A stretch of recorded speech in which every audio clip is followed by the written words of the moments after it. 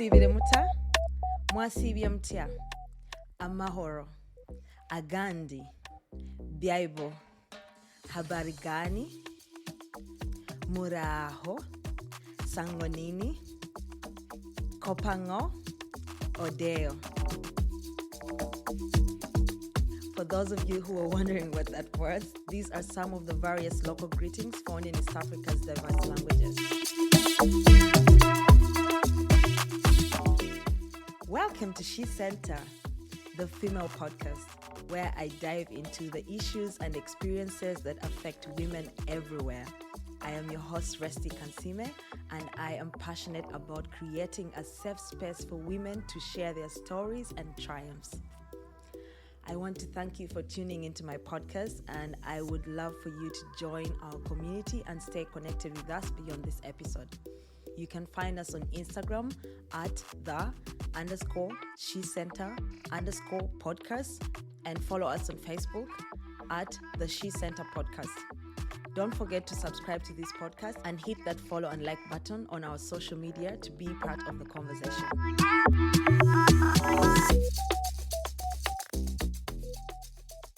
We know that there's a huge difference between the different generations in our lifetime. That is the baby boomers, the Generation X, millennials, Gen Z. There's now the upcoming Generation Alpha.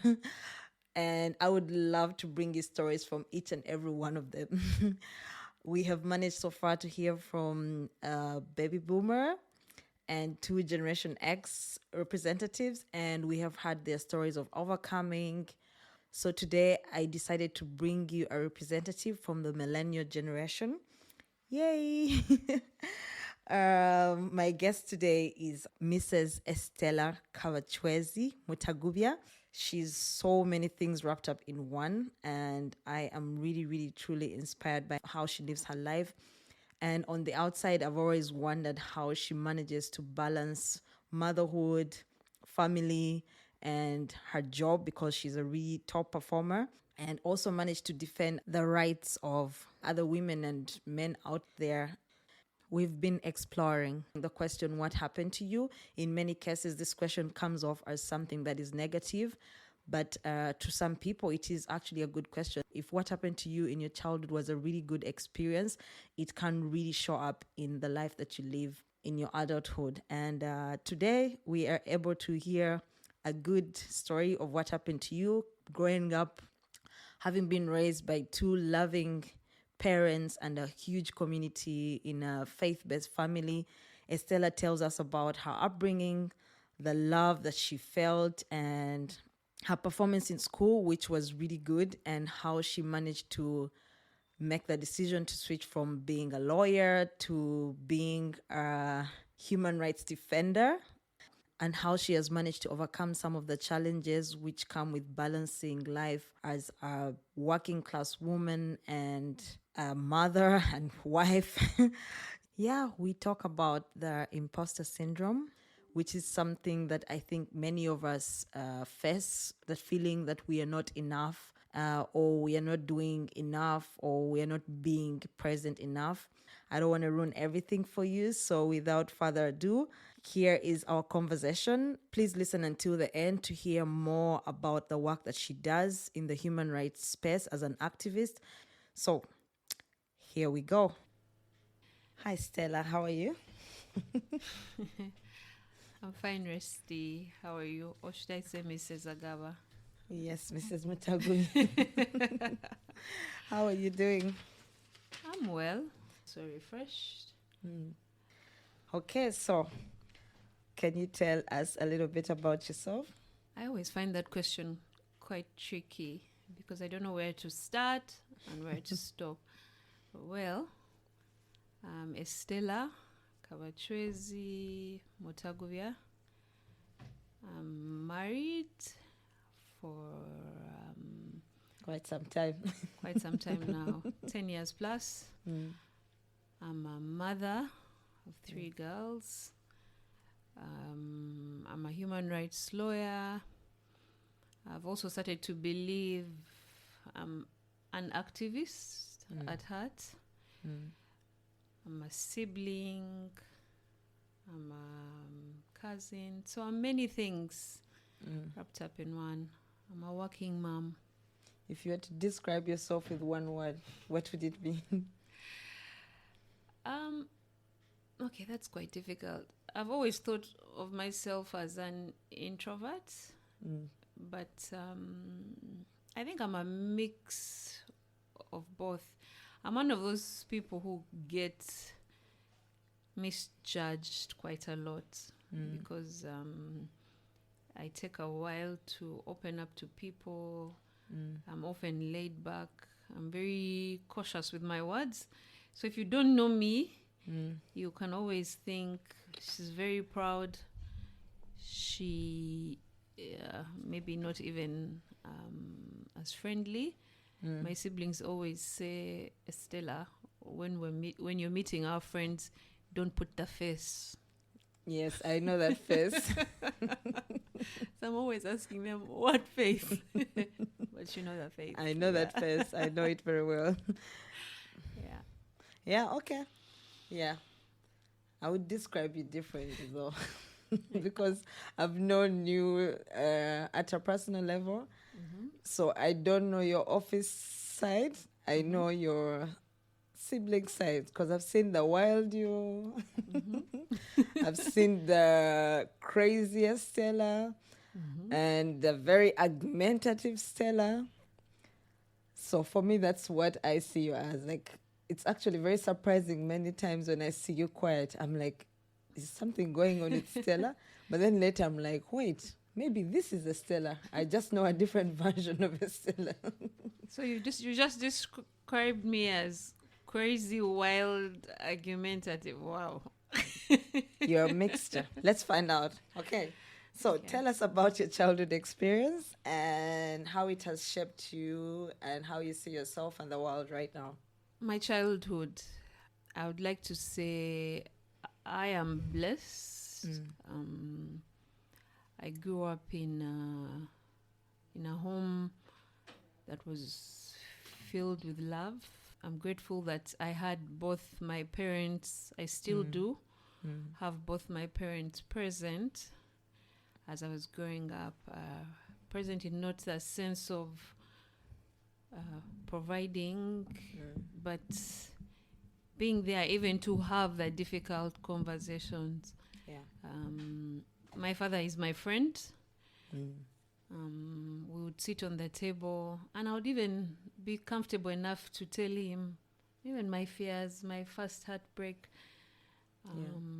My mom, as I get older, I start to see myself in her. I was telling her the other day.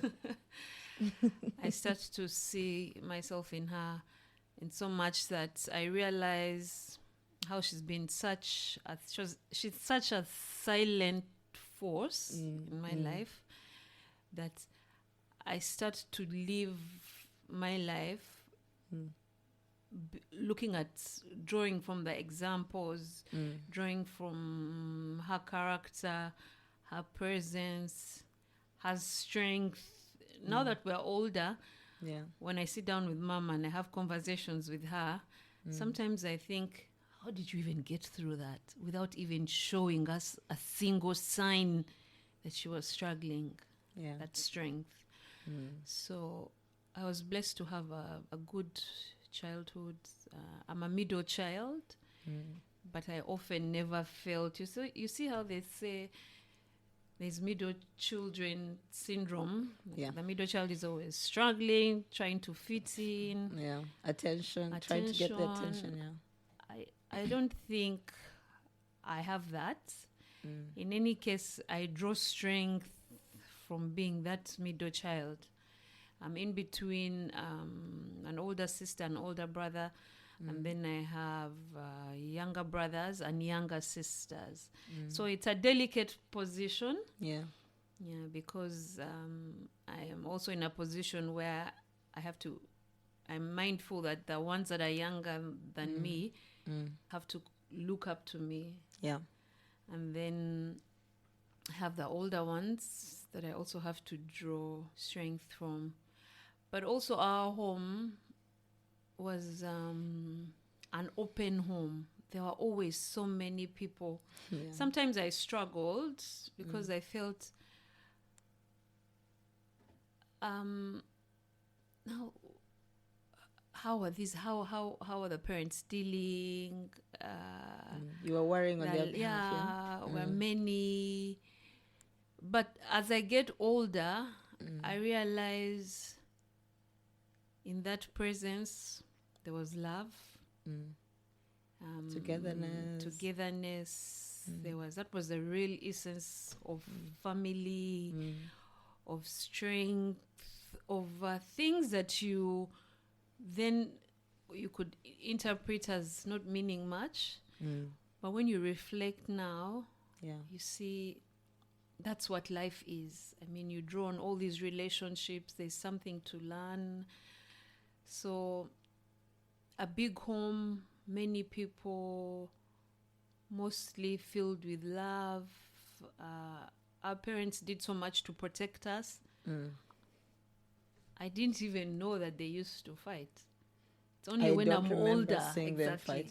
Yeah. When I say fight, I don't mean the physical fight. I know, like marriage fights. You know, all that we were protected from. Yeah. We saw a united front. And that's, I think, what's raising children, what family, what you should show. I think then that question was very long. But I think finally, I'd like to reflect on my grandparents. I think my grandmother, mostly, my paternal grandmother, I mean, she's since passed on to glory. But in the line of strong women, you know, she's from a different generation. But from her, we see that now, especially as I also continue to grow in my Christian faith, the value of faith and the value of the strength of a praying woman. Yeah. Sometimes I reflect and say, God, how did we get so lucky? I'm not saying there are no issues. They're there with everyone's life. But how do we stay together? How do we stay so filled with love? Then I remember Kaka Kik and how strong in faith was. Every time I saw Kaka, she was in the word, rooted in the word, praying all that time. And then as I grew older and I started to learn other things, I realized that through her, we are standing on those generational blessings. Yeah. So that was what my childhood was like, and I'm forever grateful and thankful that I had that opportunity to grow up in love, to grow up in unity. It's not like we were wealthy, nowhere near that standard of wealthy, but we had enough to go around, to share. And I think that has shaped my life now, my adulthood, how I look at life. Today we were just having this conversation in the morning, and how not to take things for granted. That's one lesson we learn every day. To be thankful, to open up your home, to open up your heart, to love others. I think there's no greater blessing, and it teaches you. I think the most important lesson is being thankful and being grateful. So my childhood, in so many ways, somehow reflects in how I live my life today. Even just when I'm raising my children, I think about how I grew up. Yeah. And I want that. I want a peaceful home. I want stability. I want peace. And I want love. Yeah. Yeah. I saw you post sometime on your status, something that really stood out to me. You said you were taking out your girls one at a time to get to know them. Can you tell us a little bit about this, and where did you get this from? One weekend, I went for one of my friends' baby shower. So we were having this usual girl talk banter. And then she said, you know what? I have 4 children, and they're all different. And I didn't realize how different they were. I think she had sort of like an altercation or like a mini fight with one of the middle children. And then she realized she didn't know her children. And somehow she said, you have all these 4 children, so you raise them all the same way. Yeah. And yet they're different. Yeah. Then she said, so I made it, and a deliberate effort to take my sons. She has 3 boys and 1 girl. Whenever I get time, so that I get to know them. I was bothered because when I listened, I said, "Oh, Diana, that's very wise." But then after that, I kept thinking about my daughters. I have 3 daughters, very different. My firstborn is completely different from my secondborn. My 3rd daughter she's a toddler, so she isn't yet into Her character, as it should be. So it's these 2. And I started to reflect. I said, oh my God, I'm always, especially with my secondborn, I'm always shouting, Ivy, why can't you be like Ella? Ella is like this. Yeah. Ella is sweet. Yeah. Ella is kind. Ella doesn't give me a headache. She does her homework.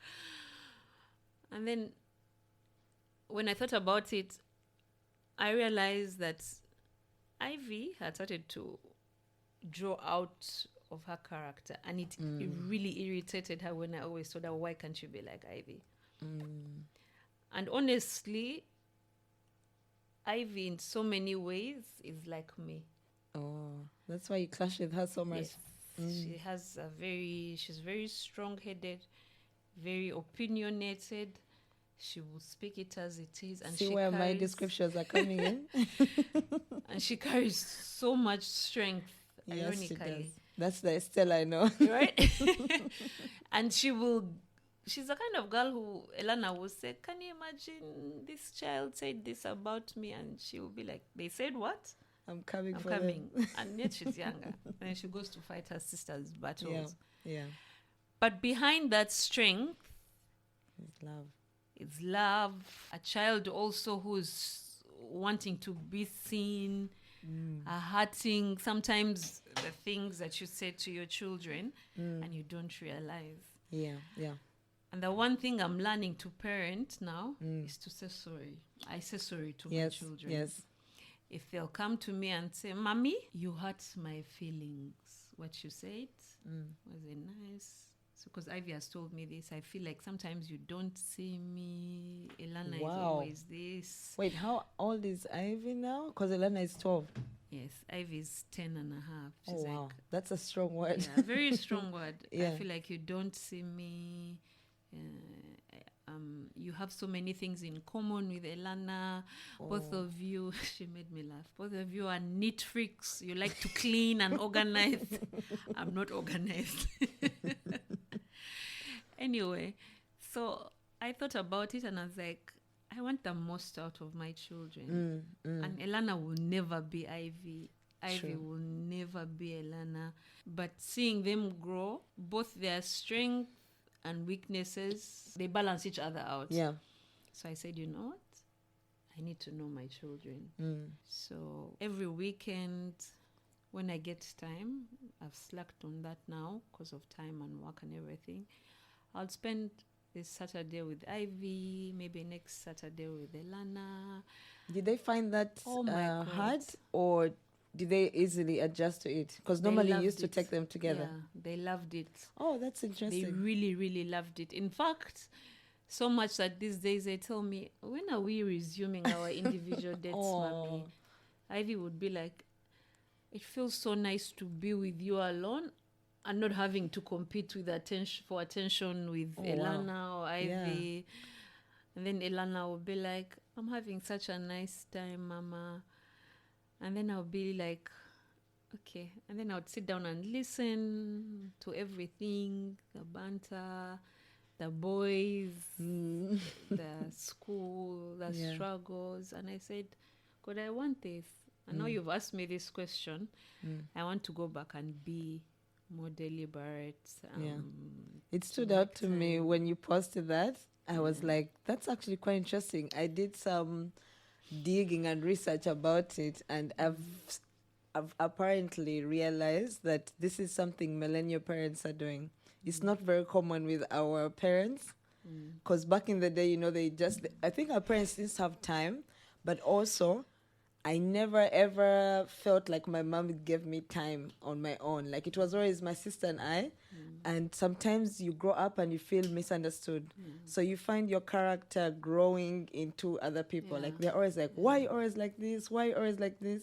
They don't take time to find out why actually. But also maybe it could be, like you said, like she's acting out on how she feels you're treating her. She's not seen. Maybe she wants to be like her big sister because she feels like you prefer her big sister. So I think that's something that made me realize millennial parents are really trying to, like, like you said, you say sorry. I don't think, maybe now that we are older, my mom never said sorry to me. I know, because I realized sorry shouldn't be a difficult thing to do when you hurt somebody or you've made a mistake, because we are all prone to make mistakes. Yeah, you can't be perfect. Yeah. So for me, the lesson there is for them to learn to own their mistakes. Yes. And say sorry. Put other people first. If you've hurt somebody's feelings, apologize for what you've done. Yeah.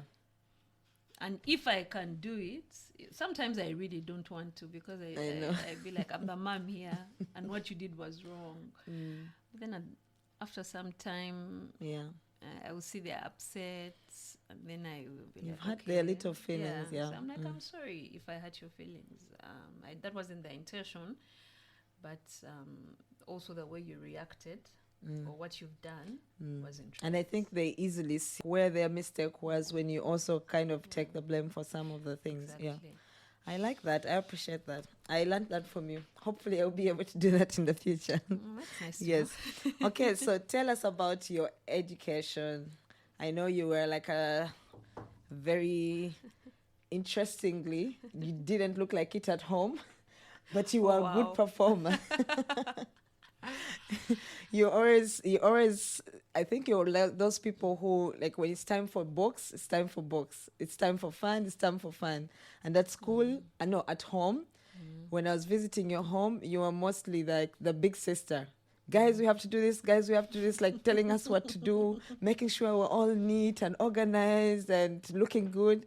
And I never really saw you like a person reading all the time, like the normal bookworm kind of people. But then you'd hear saying, you guys need to be as well performing as Estella, Dean's List, what? So how do you manage to balance that? Because I feel like your life really balances itself. When it's time for like chilling, you're chilling. But then at school, in Nana, you saw, man, you disappear at hostel. Be careful about perceptions. Okay. Well, you did show up on graduation. We saw the results. I'm lucky. I'm blessed. That's a better word to say. That God gave me the gift of intelligence and the ability to work hard.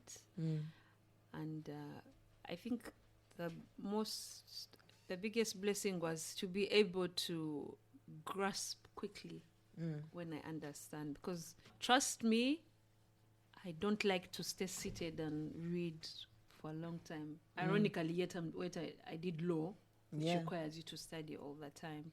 That's my weakness. Like sitting down for 2 hours to study is a stretch. So I figured if I'm in class and I pay maximum attention to what is being taught, I will understand and I will grasp. So I won't have to strive to understand later. Okay, makes sense. So then I can balance that out with 1 hour of study. And then I also realize studying in a group where we discuss, as you like to say it, is one very efficient way Yes. of mastering and remembering and understanding. And I think I learnt that mostly when I was in senior 6, before I did my A-level exams. My friend Bati then, she said, okay, we're going to form a discussion group.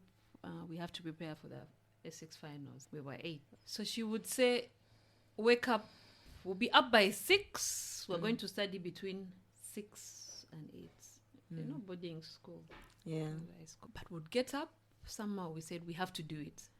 We get up on Saturday morning, sit there and talk about exams, questions, understand. Oh my God, Resta, you won't believe that I didn't study on your own. On my own as much. Yeah. Those 2 hours. Yeah, you cover so much. So much, a little bit more, and it worked. Yeah. It worked because all of us scored above 22 points. Wow. So that works for me in terms of education. I'm one of those people also. I hate failure. I feel so bad when I don't achieve what I think should be my maximum potential. I remember after my P7, I got aggregate 6. And I cried so much. Can you imagine? I was telling my kids the other day and they were like, what? 6 is That's like the goal. And Ivy was like, but well, you guys, D1 was like 80.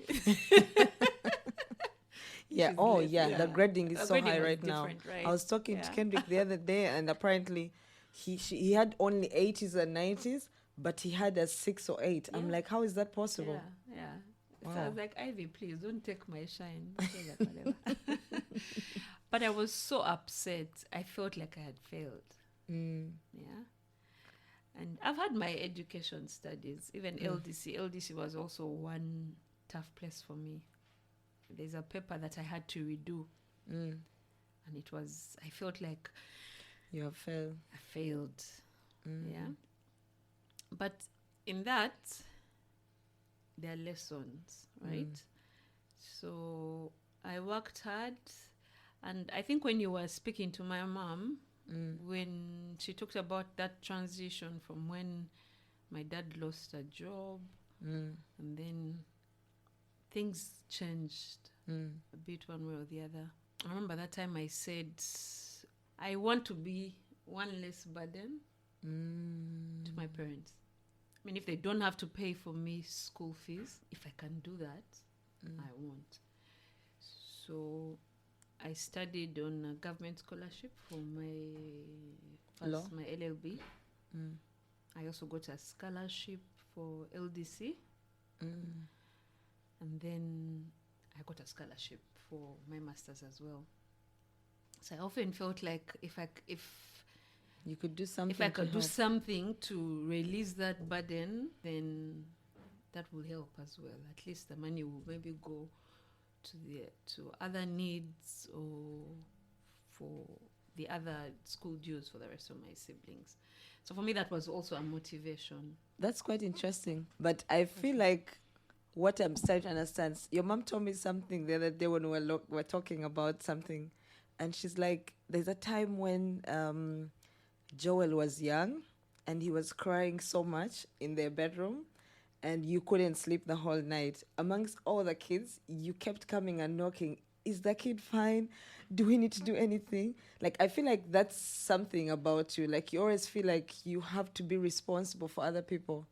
Is that something that kind of burdens you sometimes, or it just comes naturally to you? Like, how do you feel about that? It's not burdensome. And I think that's where I see my mom in me in so many ways. Yeah. Because also when you see others struggle or someone is dealing with something and you're not present, it's a bigger burden. But sometimes my shoulders get heavy. Do you have that point where you're like, okay, now I need to put myself first? Or do you always feel like you have to go all in to help this person? I'm starting to learn that now. Okay. Because sometimes I've gotten to realize I'm carrying so much responsibility, which people don't see. Yeah, like you're the strong one. Yeah. I have to. Sometimes I feel I have to be strong for others, for many. Then I realize it starts to take a toll on you, because when you have that kind of responsibility, which sometimes I feel my mother needs to also ease up on a bit, because sometimes I also feel she carries so much for everybody around her. Yeah. And I struggle to understand. So who's carrying your burden? Yeah. Right? Also, you feel like you always want to help her out. Yes, I always feel like, who's carrying her burden? Sometimes I stop and say, who's carrying her burden? Every time she's dealing with something. And sometimes she does it so naturally. She'll just keep taking. Firstborn syndrome, I guess. Yeah. So I realize you have to not necessarily draw the boundaries, but you have to put yourself first sometimes. Yeah. Even me being here was such a decision I struggled. I know. I told you. But then I felt like I need this. Sometimes most people think, oh, Estella is always gone. She's always on the plane. She has a good life. You see, that perception. Yeah. Yet most of the time, 99% of the time, I'm working. Actually, you've never visited us until now. Yeah. You because always go to work and then back home. Ironically, I will travel places. Many times you'll ask me what's in that space, and I'm like, I don't know. Yeah, because you just went to go work. into work. I remember I was having a conversation with a friend and said, I'll get into all these countries. If the meeting is on Monday, I arrive Sunday night.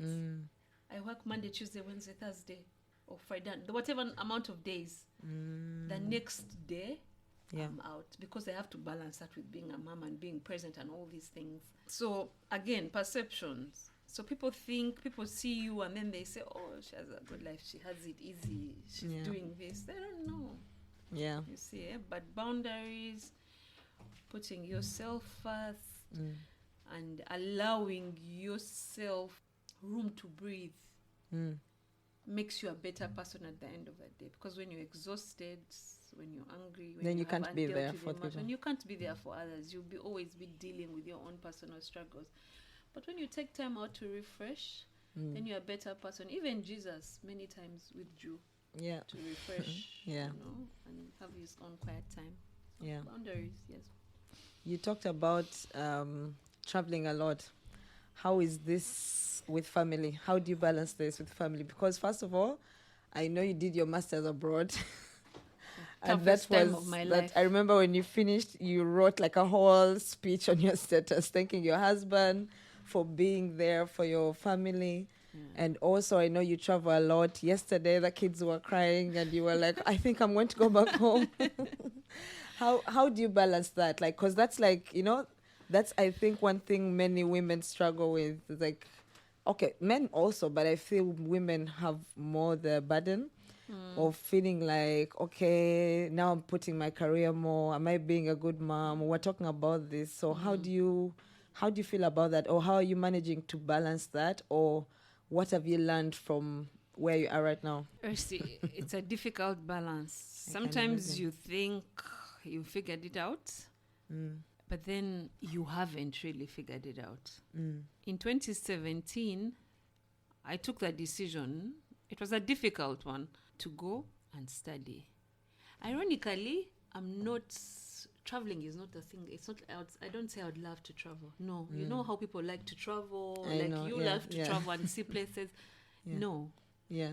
I'm comfortable with things working. I like structure. I like system. I don't have an adventurous spirit. But see how life works. Then you, without the adventurous spirit, you're placed in a place where you have to move about everywhere.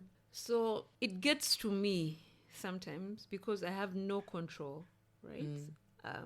My job, my work, it's about moving, it's about networking, it's about advocacy, it's about speaking. I have to be in these places, right?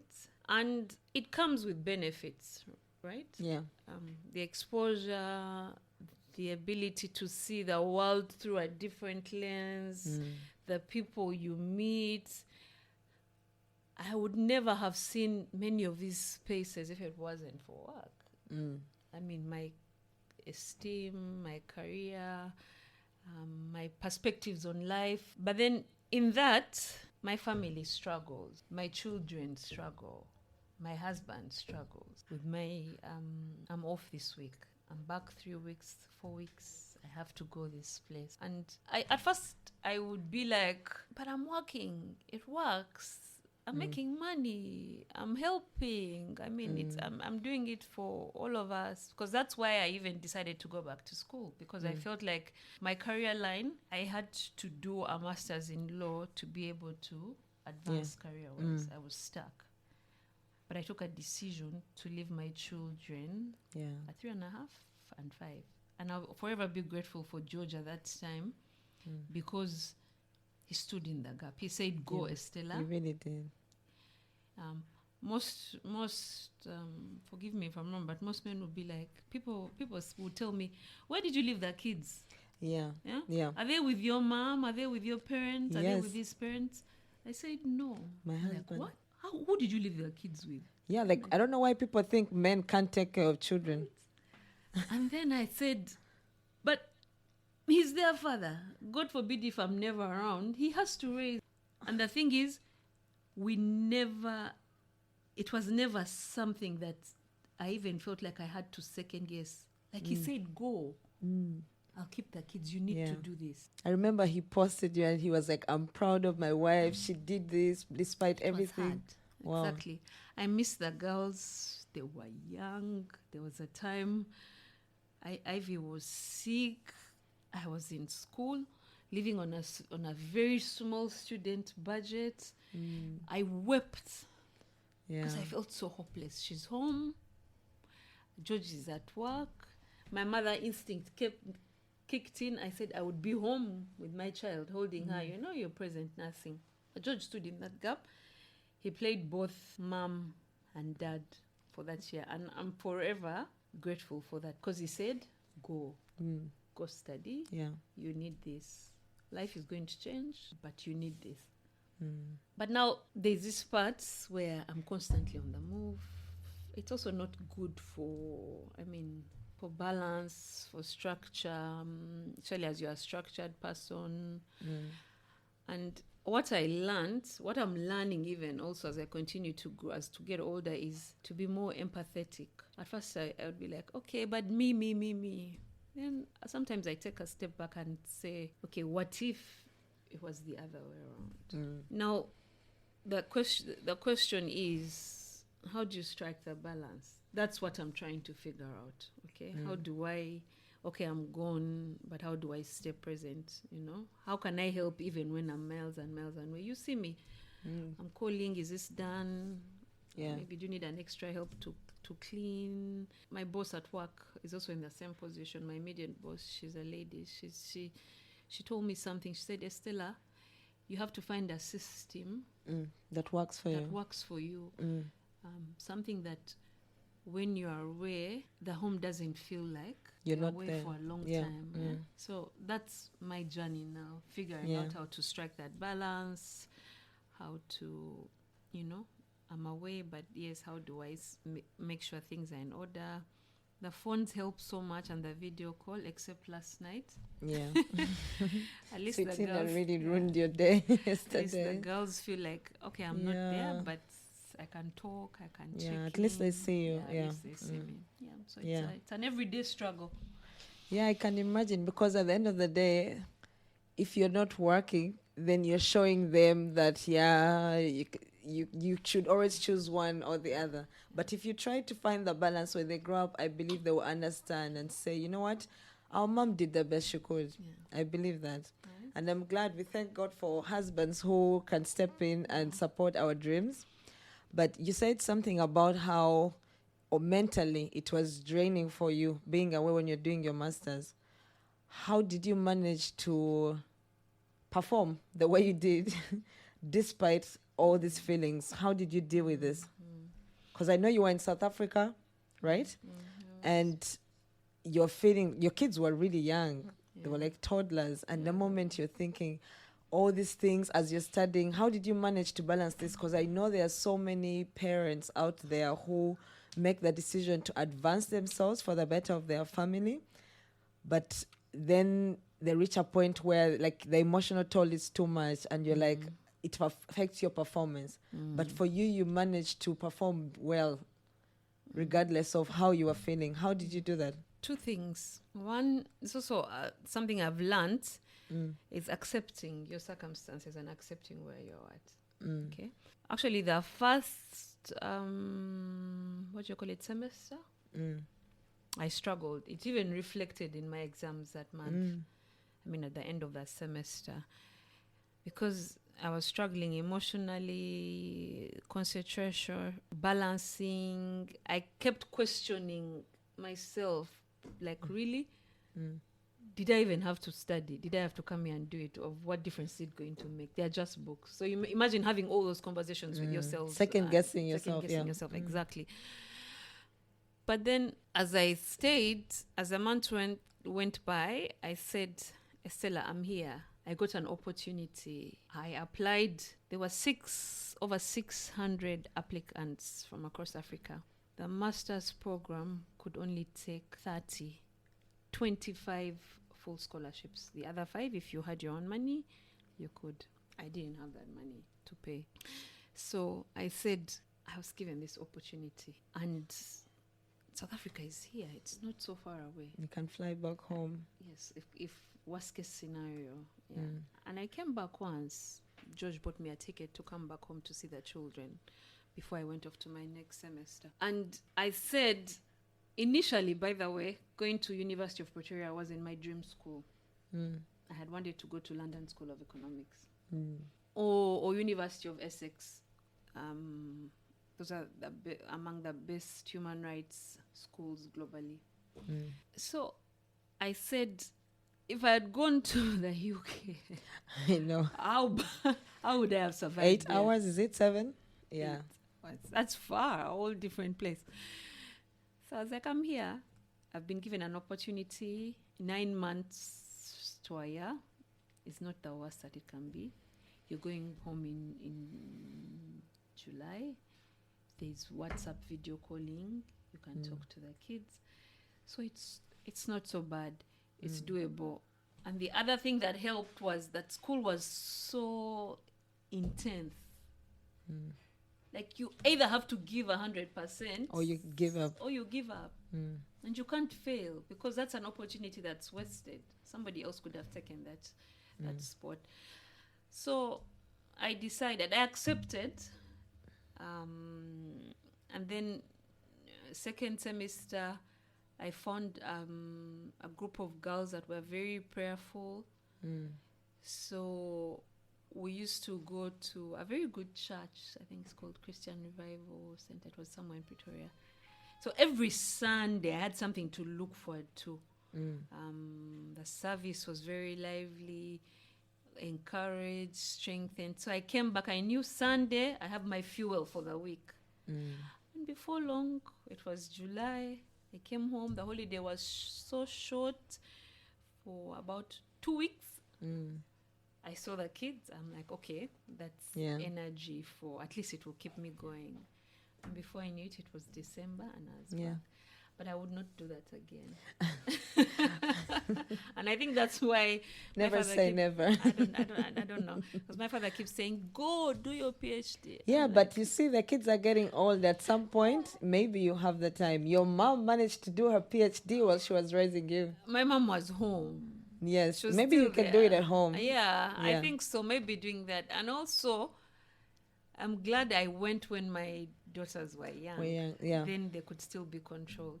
Yeah. I mean, they're young. Now they will really tell you their mind. Now they're getting into teenagers. They need their mother. I have to be present. So we'll think about the doctorate later. At one point. You still have time. So tell us, I know you did law. One thing I want to mention here is the most popular story from your dad about you when you were young. And it was growing up, I remember you always stood up for people. It doesn't matter whether you had to stand against your mom. I remember one time, I think it was Joel and Ethel, and you came in, and I think they were taking Ethel's side or something, and you were like, "No, but you guys, I'm taking it." It's like you were a lawyer to Joel, but also apparently, I don't remember this, but you told your dad when you were like in primary school, when they were calling you, these boys who used to call on the phone, and your dad was like, "I don't want any boys calling you." And he said, "Daddy, I have my rights." It's like, yeah, your dad said, "I knew then my daughter would be a lawyer." So what made you not go into court to defend people and feel like you want to take on the human rights field? You won't believe me if I told you I never saw myself as a lawyer. What? Completely. Well, we it all wasn't did. even in anywhere on my what do you want to be list when you grow up. Interesting. Ironically, I had always wanted to do medicine. Huh. Medicine, and then I got fascinated with computer science and information technology. So for me, it was either I do medicine or I do something to do computer science or information technology, IT. Wow. Lawyer, nowhere. So I do my final exams, no, my O-level exams, and I loved chemistry and physics. Actually, in my O-levels, those were my best done subjects. I loved chemistry so much. I would be in the lab? exam, and I'm smiling until the end Wow. of the paper. And I get out, and people are saying, the exam was hard. I'm like, which exam, guys? Chemistry reminds me of so many traumatic I things. love chemistry. I liked mixing. I liked balancing the equations. And I always Wow. excelled at it. That's good. And physics. So my O-levels come. My sciences were done. I'm an all-round student. I could balance all my subjects. But my love was more towards the science subjects. And I'd done them better than I'd done that. So we have a school dilemma. Nabingo was my second choice. Nabingo had given me medicine for A-level. PCB. My dad got me a place in Vienna. My grades were good, so I also got PCB. My mom gets me a place in Gayaza High School. Given that. So they put the schools on the table. And then I have all these things. What do you want to do? Where do you want to go? My dad is like, go do sciences, go be, you have always wanted to be a doctor. My mother is like, Gayaza, one of the best schools in the country. You've done well. Yeah. Go do arts. You can even do law after that. Interesting enough, because she wanted to be a doctor herself. Exactly, yeah, she right? said she wanted to said be a it. doctor. So I thought she would push for you to do the medicine. Right? No, I think for her it was more of the school. Ah. Where you go matters, which to some Yeah, extent which is carries true, yeah. weight. Yeah, in Uganda. Yeah, in Uganda. So I thought about it, and then I was like, Nabingo, I don't know who's been there. I don't know the school much. It's also one of the good schools, one Yeah, of the it good is, yeah. traditional schools.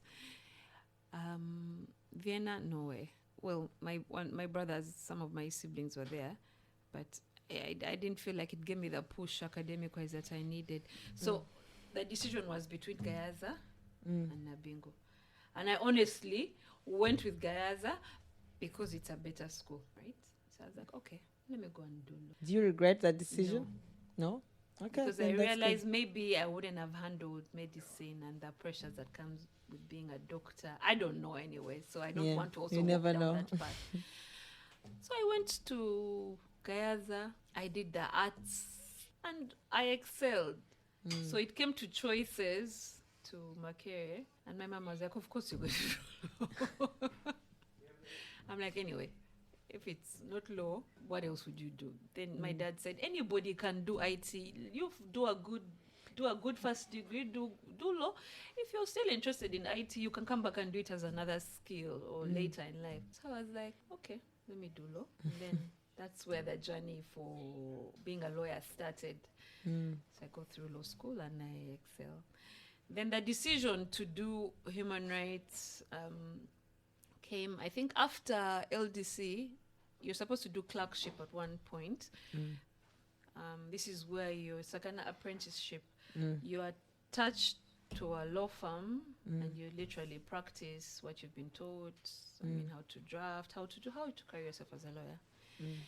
So I was fortunate to be placed in a good firm. So I did my clerkship at Kampala Associated Advocates. Very good lawyers, good working space. But I didn't feel the fire. I did it. It was good. I think the lawyers actually liked me, working with me. I remember one of the lawyers one time called me and said, they told me to draft some pleading, some documentation on a tax related case. And I did that. And the lawyer I was working with then called and said, these are good submissions. Thank you. Twice. But I didn't show interest. I didn't want even to be retained. So we go back to school. I was like, okay, I finished my clerkship. I did well. So after LDC, as you're trying to figure out where to work, my dad said, let me speak to my friend, Babazi. He's also a lawyer. He has a law firm. Since you don't have a job yet, you can be there and practice and what. So I go to work for Babazi. Now it's real life, you know. Remember, I told you I'm not the person who likes to sit 3 hours and read my constitution span. That would bore me completely, writing. Then going to the courts, I would go to court and the struggle, even with the judicial system, and the struggle with, cases, presenting arguments. First of all, to make it as a lawyer in Uganda, as a female lawyer, it's a very male-dominated field. I will not lie to you. The female lawyers are there, and I give maximum respect to those women, leading female lawyers, because it's such a male-dominated career. The shrewdness, the struggle, like any African state, so much patriarchy and things mostly favoring the males.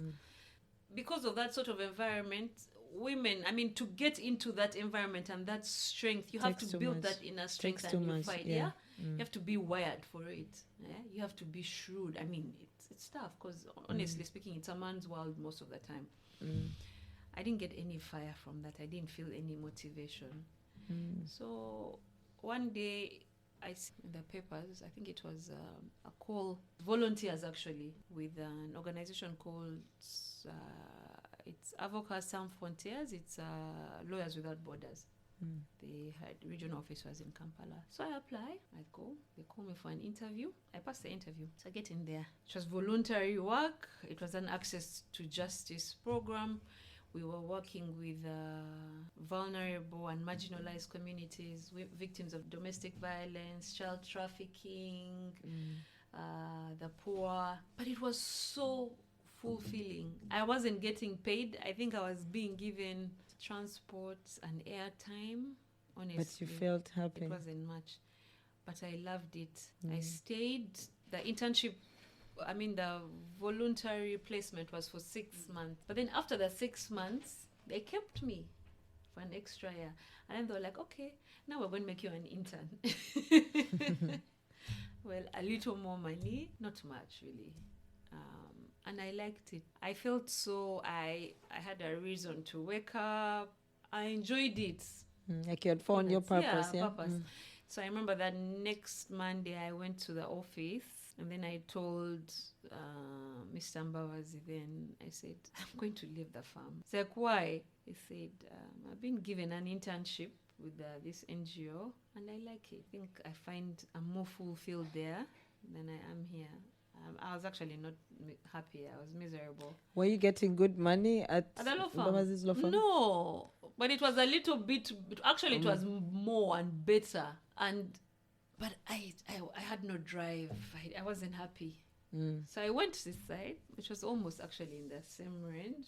How was the family? How did your parents take it? You see, my parents have always been supportive, but also I'm a strong-headed person. When I said I don't want, because I'd always been telling my dad, I'm going to leave, I don't like his place. And he said, no, stay. Would you rather sleep? Would you rather be at home doing nothing and sleep? Go and earn the peanuts. At least you have airtime at the end of the day and what. But you're in a place. And I'm thankful for I forcefully I had to listen to that, because I've realized in life, wherever you are, There's a reason. beyond just being a reason, but it's also a stepping block for your next level in life. It's an elevation.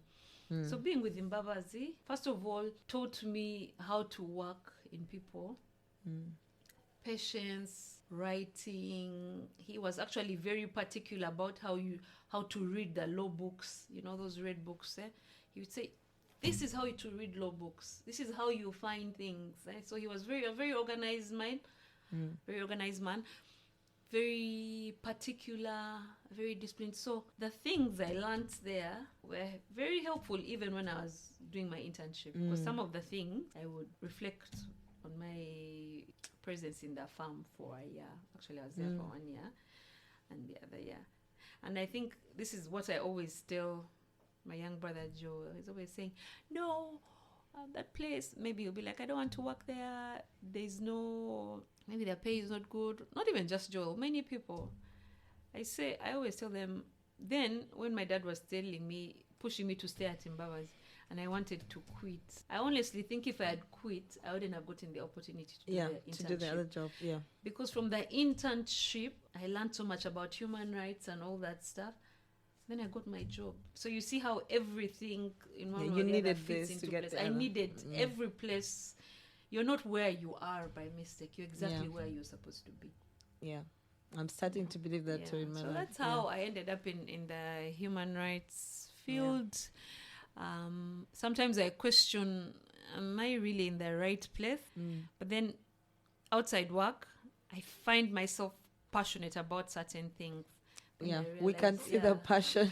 I will randomly find myself in a conversation where I'm defending the victim, the marginalized. Or I will feel so upset when something is happening to someone. I'm like, how can a human being? Then I'm like, oh, okay, this is actually the activist side of me and where I'm supposed to be. Yeah. So tell us about your work. First of all, where you're working, and before we conclude, you can tell us a little bit how your experience with human rights with regards to women, especially in East Africa, has been. Okay, so now I currently work with an organization that's called Defenders.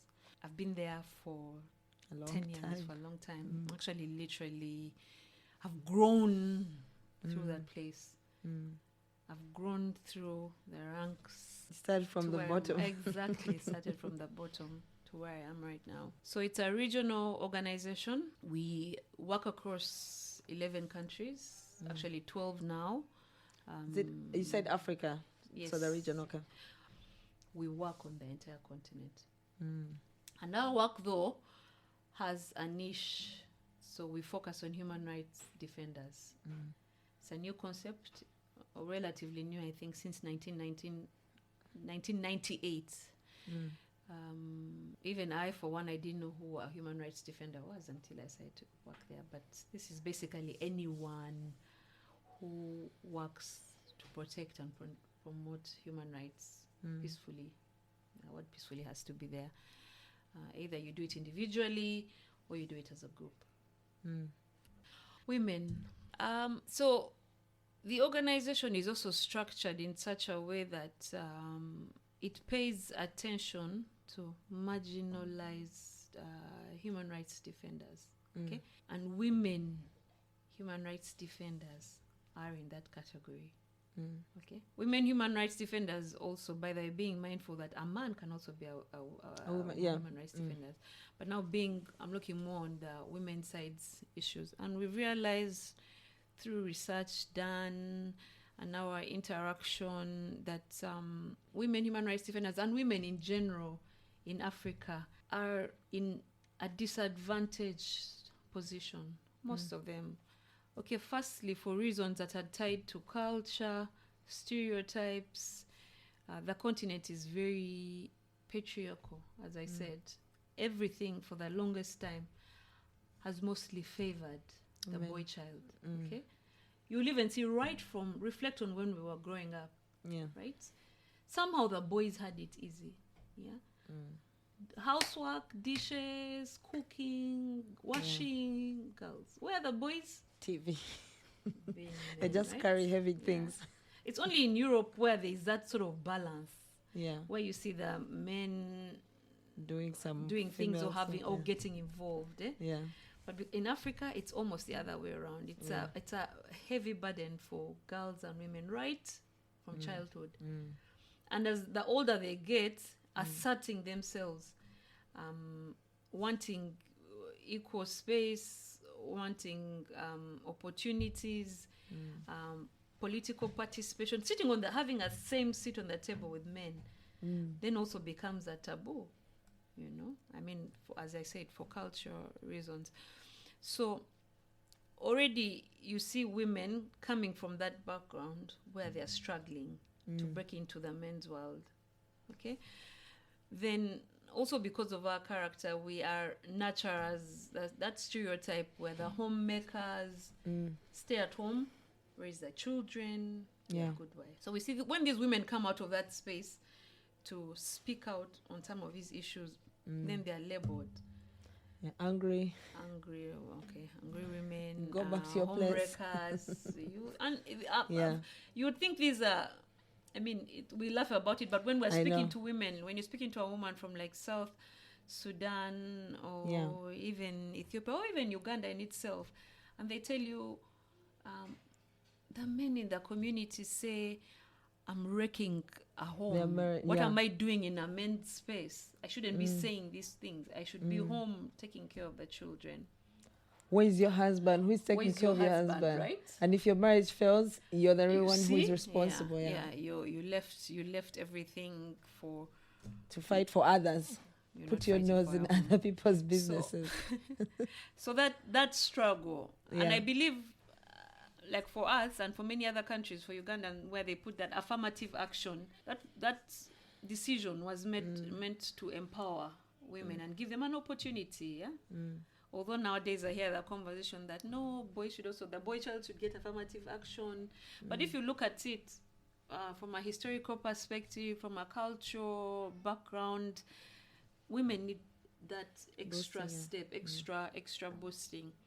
And then still also in the women's human rights movement, you'll see they will face the same challenges as their male counterparts, right? I mean, if they are targeted for their human rights work, they'll also be targeted in that blanket.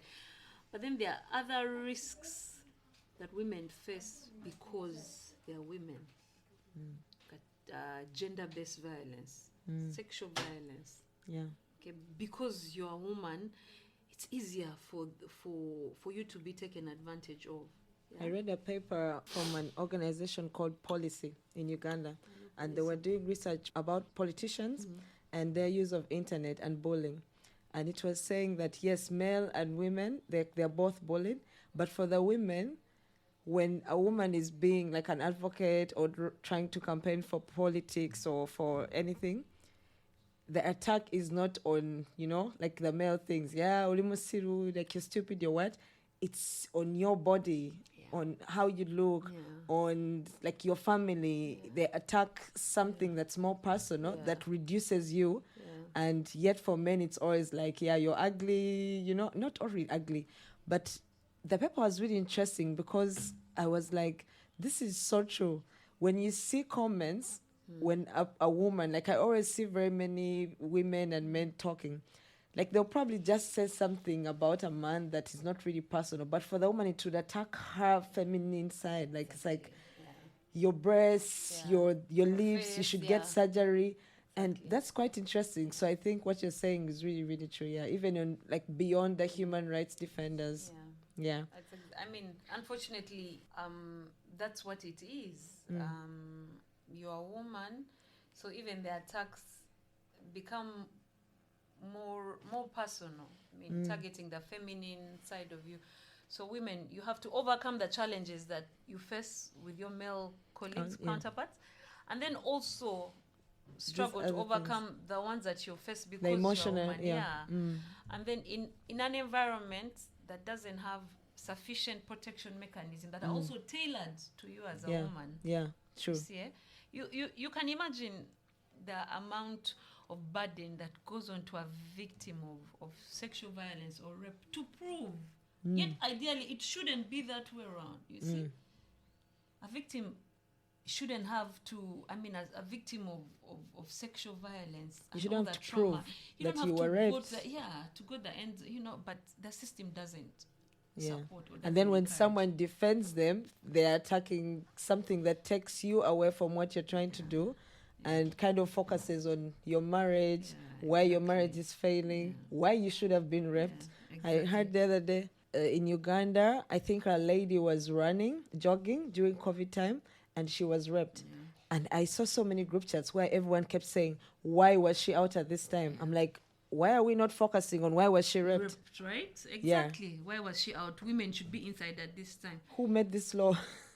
If it had been a man running at that time and exactly. If a man is raped or something happens, it's like, why did you people do this? But for the woman, it's always, what was she wearing? Why was she raped? She provoked. Who exactly? What kind of person is she? Kind of person. You're so very judgmental, very hypocritical. So you can see it's tough. It's really tough.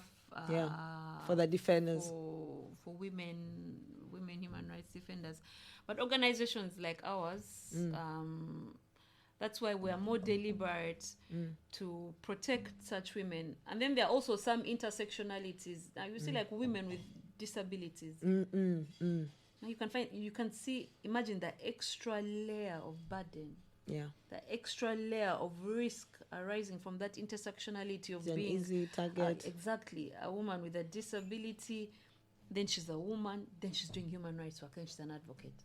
People will be like, you're not supposed to talk. Like, who are you to talk? Why would you even talk on the stereotype?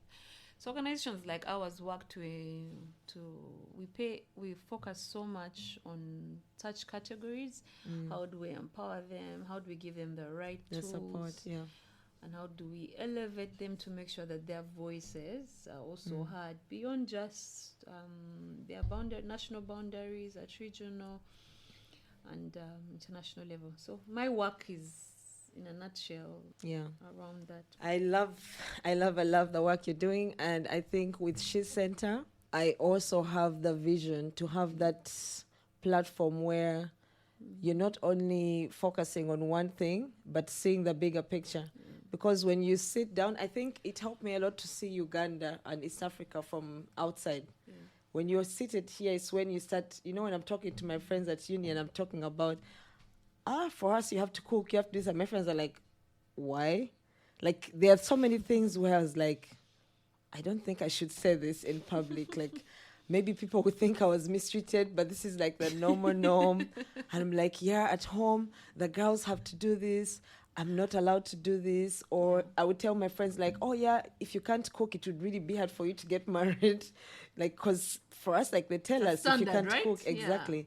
And my friends would be like, can't your man cook? We'll get the supermarket or something. I'm like, we actually have maids, but you still have to cook. So looking at that made me start to realize, I was like, there's a whole bigger picture. Like, when you're trying to talk to one individual like me and trying to make me understand how my decision to do something or not to do something is going to affect the whole system, it's hard to say. But when an organization kind of, I don't know if you people publish like your research on your website. I think it's important for people to see how the decisions they are making are affecting like the country as whole, and how what we do, our children are going to do it, and then the next generation. Thank you so much, Estella, for all this really good information. So before we conclude, maybe you can speak to any woman out there based on your experience. I remember sometime we were talking about the times when you feel like you're not enough, you're in the wrong place. Like, am I supposed to be here? Am I good enough? Second-guessing yourself? Yes, like, am I good enough?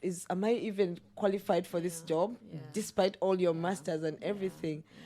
How would you speak to a lady? Imposter syndrome. Is that what yes, exactly. Yes. How would you speak to the women out there who, despite trying to fight to get all this equality and fight all these, limitations that have been put of women, still sit down and feel like, am I a good mother? Am I qualified for this job, even when you have a master's? I think the most important thing or concept that you need to realize is, we've just talked about this, you're exactly where you are meant to be. So this is especially for the woman who finds herself in that place, juggling so many things and questioning her place, her contribution. One, you're not where you are by mistake. It means whatever you had in you played a role in getting you to that position or that place that you're at. So own that, okay? And we need to start telling ourselves that we're enough. Sometimes you feel inadequate. You feel, am I enough? Am I a good enough mom? Am I good enough? You're enough. You're enough as a mother. Yeah. You're enough as a career woman. You're enough as a caregiver.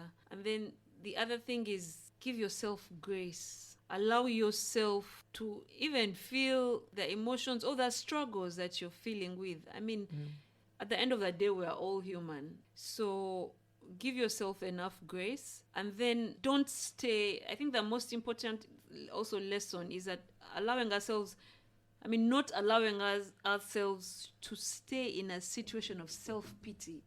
It's dangerous. When you keep looking at yourself and saying, oh my God, the victim. So many bad things have happened to me. How am I going to get out of this? How? You're always, it's a vicious cycle. You're pitying yourself. You continuously put yourself down. Then you want to move forward. So we have to learn to, yes, I may be in a place where I'm not comfortable. I don't like it. But what do I pick out from this situation? How do I move? How do I advance from here to the next step? If I had children or others looking up to me, what lesson do I want them to draw from me, from this place? And then put yourself first. We've been talking. Sometimes allow yourself to breathe. Allow yourself to take that walk. Allow yourself to take some personal time to also reflect on yourself and your growth, because when you're refreshed as an individual, then you're able to give back when you're full. And lastly, I think the most important thing for me is being grounded in faith. We didn't talk about this recently, but I'm a Christian. I'm a believer in Jesus Christ. And I find it more fulfilling these days when I'm more deliberate with my spiritual journal. It gives me so much peace in the midst of whatever struggle. I know there's a solution there. I know I'm not walking this journey alone. I know even in the midst of my career, whatever struggles there are surrounding me or not, there's an answer. Powered with all that, why wouldn't I succeed? Why wouldn't you succeed? Yeah. So it's possible. It's a tough world, but it's possible. Yeah. We can overcome as women. Stay resilient, stay strong, keep the faith, and we will overcome. Yeah. Thank you so much, Estella. If you made it until the end, I am grateful for your time and your patience. Thank you so much for supporting SheCentre, the female podcast, and for giving space to other women out there whose stories really matter to the rest of us. And I hope that you can all learn from Estella's life. Estella, I'm really, really grateful for your time and the really great inspiration and information that you've shared with us. And to you, my listeners, I look forward to having you join me next week. Same time, same place. Please help me spread the word by sharing our episodes with your friends, family, and followers. Let's amplify the voices of women, break barriers, challenge stereotypes, and create a network of support and empowerment. Together, we can bring about positive change and make this world a better place for all. This is SheCentre, the female podcast, where women's stories matter. I love you all. God bless.